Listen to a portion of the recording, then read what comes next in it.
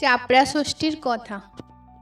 এক দেশে এক সওদাগরের 3 ছেলে আর 3 বউ। 3 বউয়েরই ছেলেপিলে হয়েছে। কর্তা গিন্নি ছোট বউয়ের ছেলেদের খুব ভালোবাসে। একদিন গিন্নি কর্তাকে বলল, দেখো আমরা ছেলেপুলে নিয়ে পরের পুকুরে ষষ্ঠী পুজো করতে যাই, তাতে পাড়ার লোকে কত কি বলে, তা তুমি একটা পুকুর কাটিয়ে দাও না। সওদাগর বললে, তার জন্য আর কি হয়েছে, আমি পুকুর কাটিয়ে দিচ্ছি। তারপর কর্তা পুকুর কাটালেন, চারিদিক বাঁধালেন এবং পুকুরের ধারে গাছও লাগিয়ে দিলেন।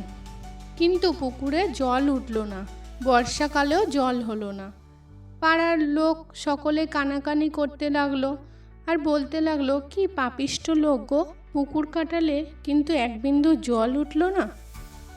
একদিন গিন্নি সওদাগরকে বললে, দেখো কালকে ষষ্ঠী পুজো, আমি কি করে আর বউদের নিয়ে পরের পুকুরে যাব।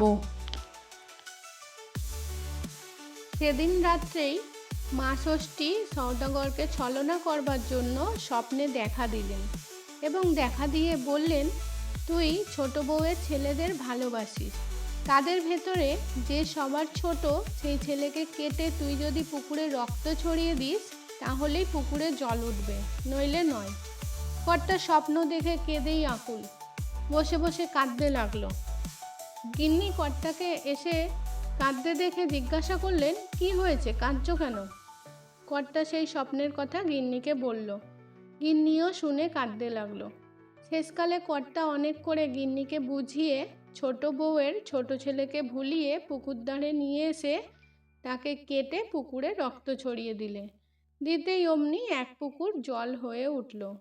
কর্তা তাড়াতাড়ি বাড়িতে খবর দিল। সবাই পুকুরের জল দেখে খুব আনন্দ পেল। গিন্নিও চোখের জল সামলে ঘরে চলে গেল।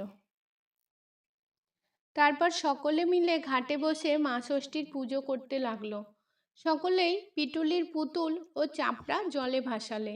এদিকে ছোট বউ কিছুই জানে না যে তার এমন সর্বনাশ হয়েছে। সে যখন জলে পিটুলির পুতুল ও চাপড়া ভাসাতে নামলো, অমনি তার সেই ছোট ছেলেটি তার আঁচল ধরে ভেসে উঠল।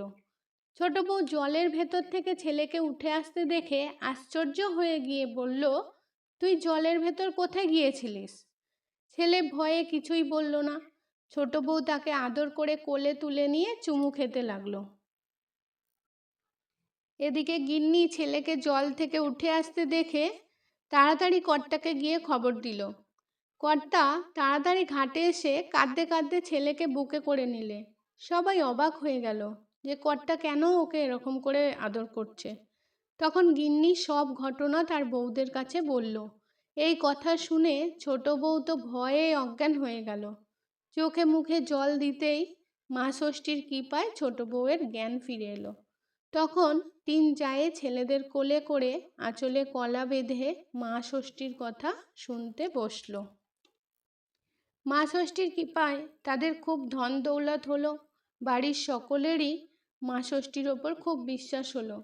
গিন্নি মা ষষ্ঠীর এই মহিমা দেখে মা ষষ্ঠীর পূজা চারিদিকে প্রচার করতে লাগলো।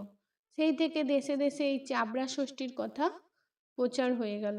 সবাই ঘরে ঘরে চাপড়া ষষ্ঠীর ব্রত শুনতে লাগলো এবং মা ষষ্ঠীর পুজো করতে লাগলো ভক্তি ভরে।